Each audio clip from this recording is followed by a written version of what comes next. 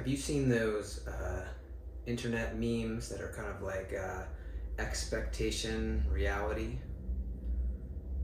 Like they'll have a picture of the advertisement of the hamburger, ooh, and then they'll have like the reality of the smushed food-like hamburger food substitute that you get when you order it. There's a lot of expectation reality stuff that I think happens with any type of meditation or Zen practice. So what I've noticed over the last few years is, Time Magazine, for example, has, I think every year, their mindfulness issue. And if you look at the covers, it's usually some ridiculous photo of, usually a woman in some sort of yoga outfit with this blissful look on her face, doing some sort of meditation practice or something. And if you Google meditation and go to images, I will bet you in the first 20 there will be somebody under a waterfall. How many of you have done zazen under a waterfall? Okay.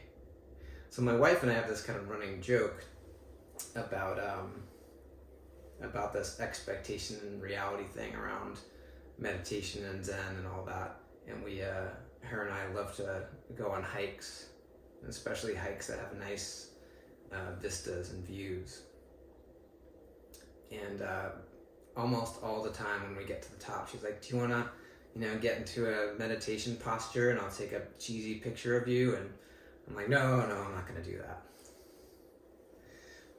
But this last weekend, I obliged her, and the picture that she took actually came out pretty decent. I've got like decent posture, and the mountains are in the background, and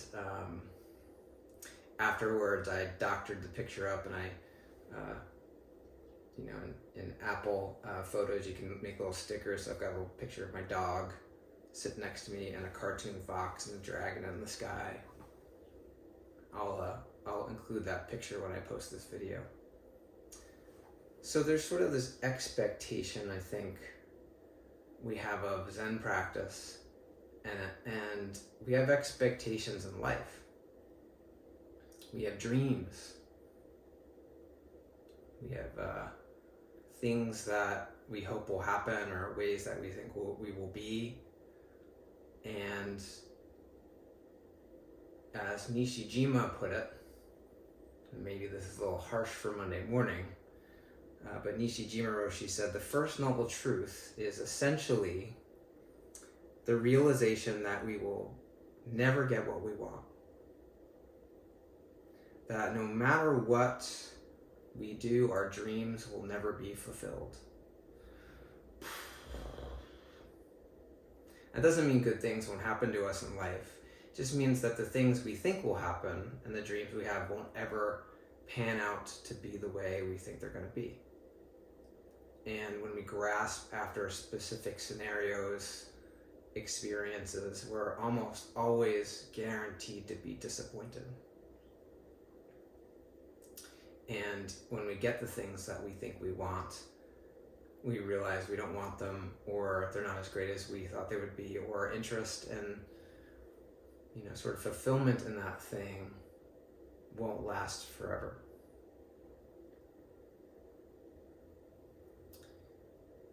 I remember when I walked for my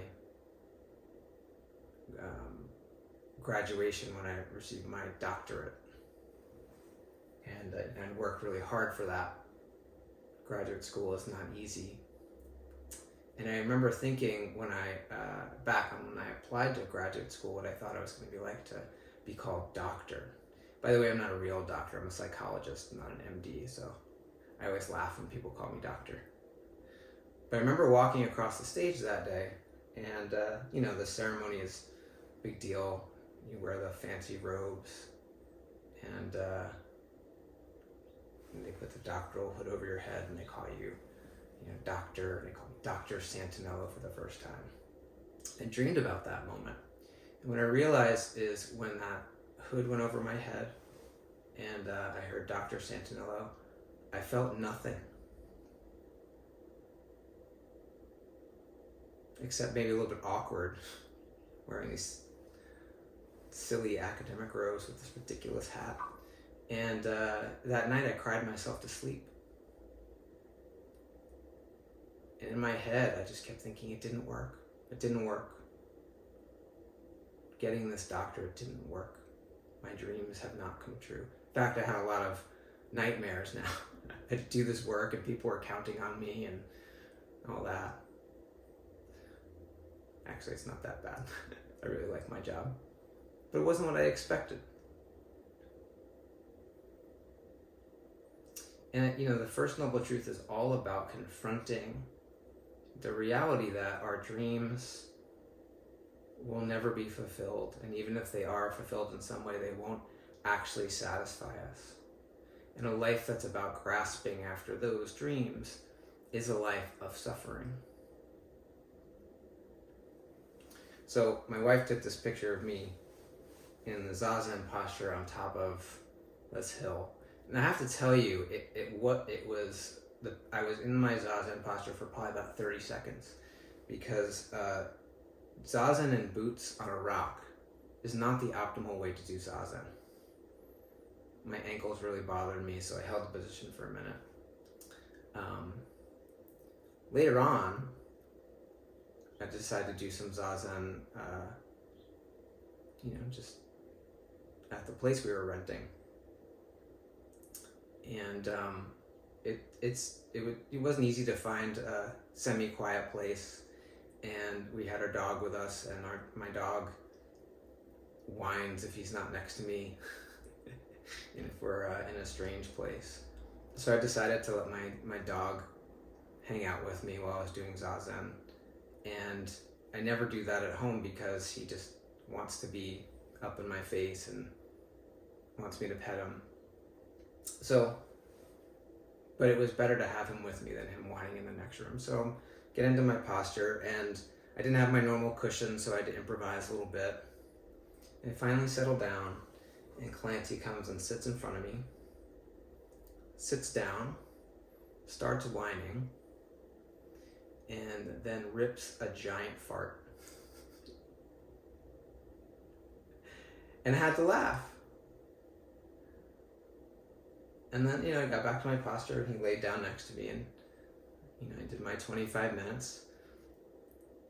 But that's the reality of life. That's the reality of zazen practice. It's coming back over and over again to things as they are in the conditions of your actual life, with your dog who's overly attached to you and decides that he's going to sit down and, have a flatulence problem.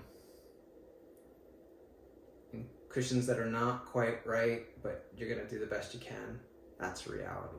Not peak experiences, pun intended, on top of some hill, basking in the glow of nirvana.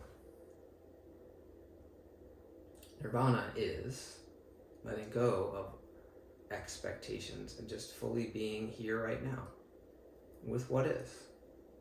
And realizing what is, even if it is not what we dreamed it would be, is workable.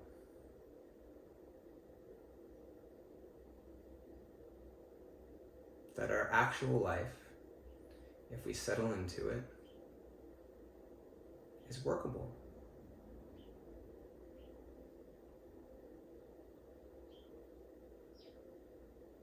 Expectations and reality. We're not going to get rid of expectations. That's what minds do. But we can learn to see them for what they are, and they're dreams. And at some point, you need to ask yourself, are you living a life that's based on chasing after dreams? And have you had enough disappointment yet? And are you ready to settle into the actual moment-to-moment reality of your life?